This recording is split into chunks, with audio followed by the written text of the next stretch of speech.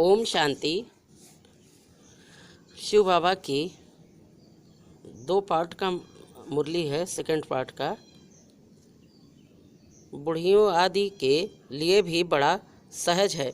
उन स्कूलों में तो बुढ़ियों कुछ समझ ना सके, यह सब के लिए सहज है। शिव बाबा कहते हैं, बाप सिर्फ कहते हैं मुझे याद करो।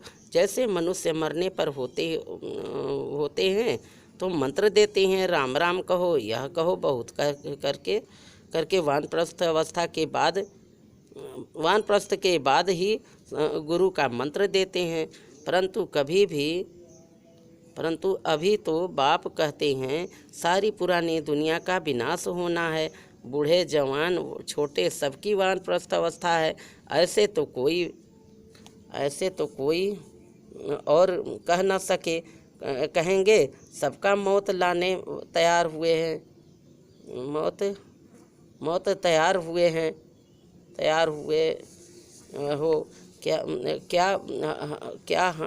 हाँ सबका मौत लाने तैयार हुए हो क्या? हाँ, मौत को तो सबका होना ही है। कोई तो कहते हैं बाबा यहाँ अर्जुन कब तक रहेंगे, हम जल्दी जावें, यहाँ बहुत दुख है। आगे चलकर भी ऐसे कहेंगे। बाबा कहते हैं ऐसे क्यों कहते हो? अरे इस समय तो तुम ईश्वर के सम्मुख हो, फिर तो डिग्रेड हो जाएगी, जाकर दैवी संतान बनेंगे। अभी यह शीतल गोद अच्छी है, वहाँ स्वर्ग तो होगा ही शीतल, परंतु यहाँ तत्ते गर्म को भी शीतल बनाया जाता है तो वह अच्छा रहता है। ऐसे नहीं कि अभी जल्दी करो, अभी तो हम ऊंचे ते ऊंचा हैं। नामाचार ही सारा इस समय का है। दिलवाड़ा मंदिर भी इस समय का है। सारी सृष्टि की आत्माओं को दिल लेने वाला है।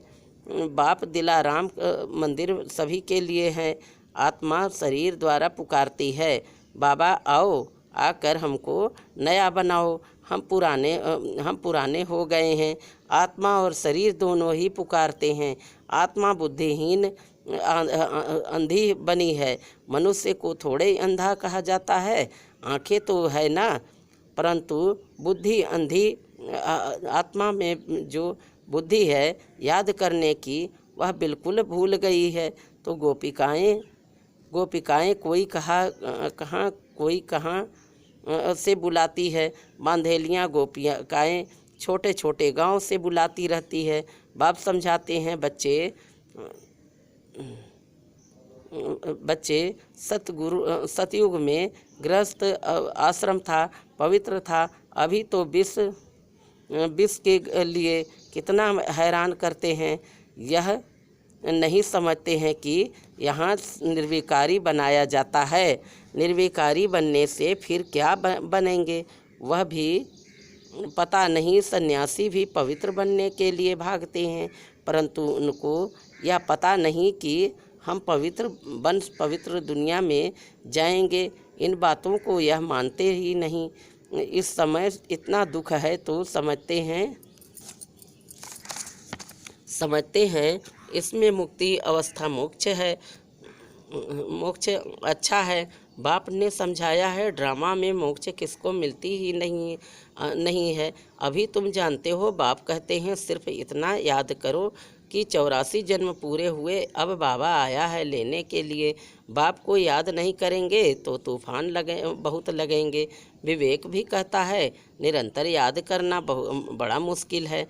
भले बाबा कहते हैं तुम कर्मयोगी हो, परंतु देखा गया है कर्म करने के समय याद भूल जाती है। ऐसे अवस्था को पाने में टाइम लगता है, इसमें बहुत पुरुषार्थ करना होता है। कॉलेज में भी पुरुषार्थी बच्चों को रात दिन पढ़ने की हावी रहती है। कोशिश करते हैं गवर्नमेंट से स्कॉलरशिप ले ले, बहुत माथा मारते हैं, फिर बड़े खुश होते हैं। यहाँ भी बाप कहते हैं तुम अच्छी रीति पढ़कर स्कॉलरशिप लो, पहले पहले तख्त नशीन बन जाओ, दौड़ी लगानी चाहिए। तुम जानते हो अभी बाप सम्मुख बैठे हैं, डायरेक्ट इस रथ में बैठ बच्चे बच्चे कह बात करते हैं। ब्रह्मा का तन तो मुकर्रर है। बाप कहते हैं मैं आत्माओं से बात करता हूँ। तुम पुकारते थे बाबा आओ, अब मैं आया हूँ। तुम आत्माएं भी निराकार हो, हम भी निराकार हैं। तुम भक्ति मार्ग में भिन्न भिन्न नाम रूप देश काल धारण कर याद करते आए हो। अब सम्मुख तुमसे बात कर रहा हूँ। तुमको तो अपना शरीर का आधार है, हमको यह लोन लेना पड़ता है। बाप बच्चों को कहते हैं अब यह पुराना चोला छोड़ना है। नाटक पूरा हुआ, अब निरंतर बाप को याद करने की कोशिश करो।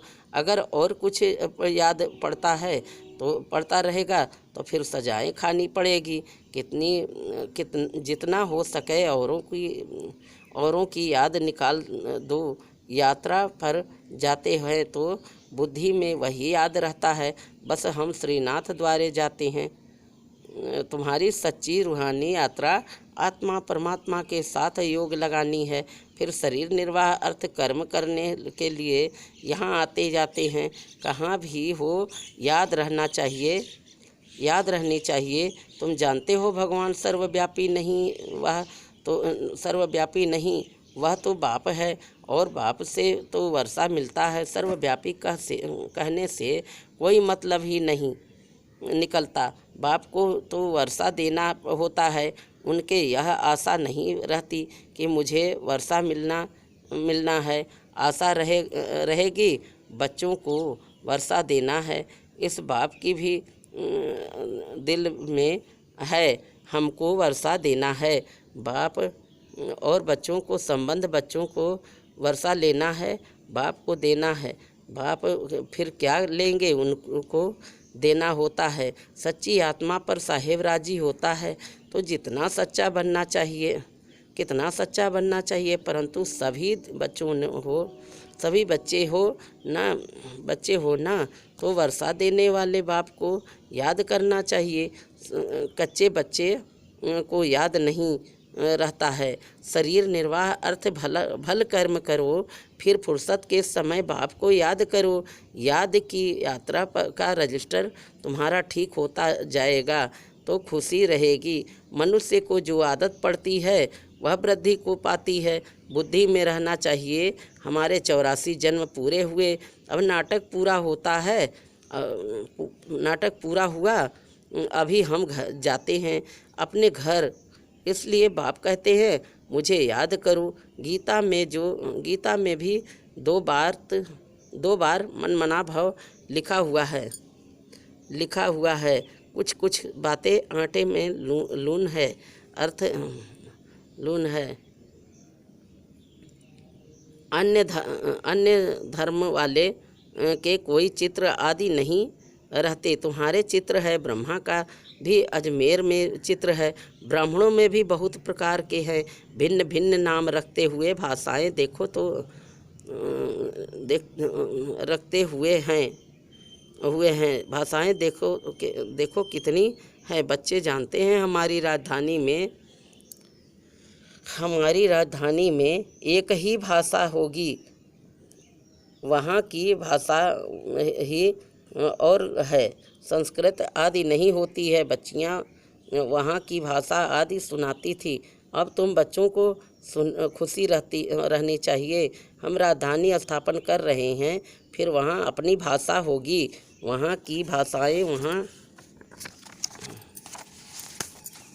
वहाँ नहीं हो सकती। ड्रामा की नूंद अनुसार फिर वही अपने महल आदि बनाएंगे। कल्प पहले मुआफिक यह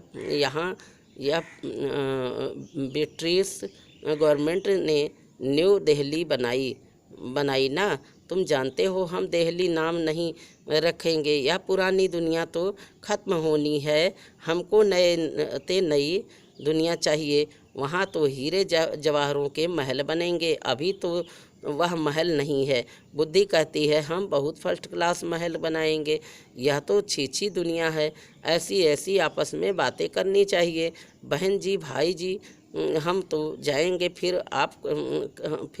आकर अपनी राजधानी संभालेंगे। ऐसे लिबास पहनेंगे, आगे जेवर आदि सब सच्चे पहनते थे। लक्ष्मी नारायण के मंदिर में कितने जेवर आदि होंगे। शिव का मंदिर क्या होगा। शिव का लिंग भी हीरो का बनाते हैं। यह भी समझने की बातें हैं। हमारे शिव बाबा के मंदिर को बराबर मुसलमानों ने आकर लूटा है, जो भक्ति मार्ग के शुरू में बनाया था। तुम जानते हो द्वापर से शिव बाबा के मंदिर बने हैं। आपे ही पूज्य से पुजारी बन जाते हैं। पहले सोमनाथ का मंदिर बना है। सोमनाथ का मंदिर बना है। सोमरस कहा जाता है। नॉलेज देने वाला बाप है, जिससे तुम धनवान बनते हो। फिर उसी धन से तुम बाप का मंदिर बनाते हो। पूजा भी तो होगी ना। घर घर में मंदिर बनाते हैं। तुम जानते हो जब भक्ति मार्ग शुरू होता है फिर हम पुजारी बन मूर्ति आदि बनाएंगे। तुम बच्चे जानते हो हम अभी आशिक बने हैं।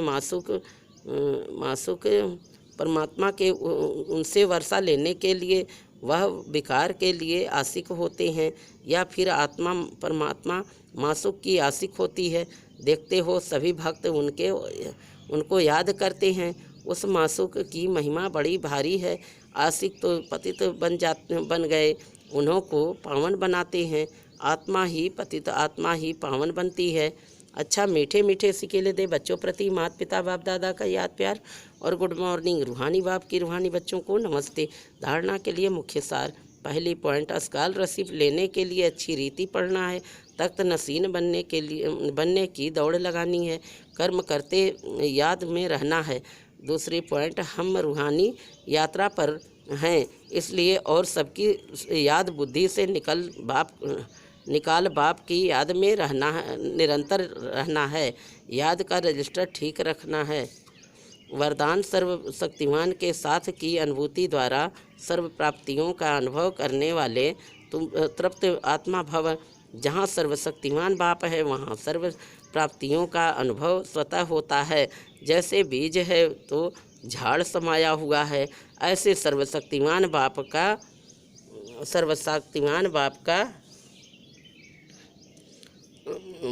साथ है तो सदा माला माल, सदा तृप्त, सदा संपन्न होंगे। कभी किसी बात में कमज़ोर नहीं होंगे, कभी कोई कंप्लेंट नहीं करेंगे। सदा कंप्लीट कैसे करें, यह कंप्लेंट नहीं क्यों समाप्त जो सदा साथ रहते हैं वह चलेंगे भी साथ। स्लोगन, नैनों में जैसे नूर समाया हुआ है, ऐसे बुद्धि में शिव पिता की याद समाई हो। ओम शांति, ओम शांति, ओम शांति।